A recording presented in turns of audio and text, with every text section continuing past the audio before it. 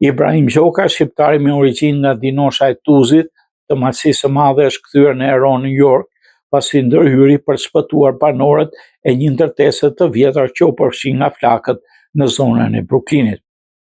Ngjarja ndodhi pranë banesës së tij, ku Gjoka dëgjoi thirrjet për ndihmë dhe pa ty me flakë që dilnin nga godina. Në një rrëfim për emisionin Dita e Jon, ai tregoi momente dramatike të ndërhyrjes së tij.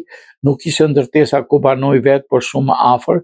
Dëgjova disa kraje përsërishin, po del tym dhe kur u afrova pash një zjarr të madh. Brenda ndërtesës kishte banorë që po përtisnin për ndihmë, u shpreh Gjoka. Pa menduar për rrezikun, ai hyri brenda godinës, përfshi nga zjarri, ndihmoi disa banorë kryesisht të moshuar të dilnin jashtë në mënyrë të sigurt. Pas tij, 2 gratë moshës 30-40 vjet arritën të largoheshin, ndërsa ndodheshin dhe persona të moshuar.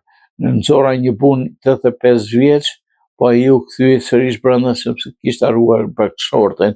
Dhe gjithë këto dolën jashtë pak më vonë, mberit në zjarr fiksi dhe zjarri u vun në kontroll. Banesa është 160 vjeçare, ajo strehonte 36 familje. Falë ndërhyrjes së shpejtë dhe guximit të shqiptarit, arriti të bëhet e mundshme shpëtimi i banorëve.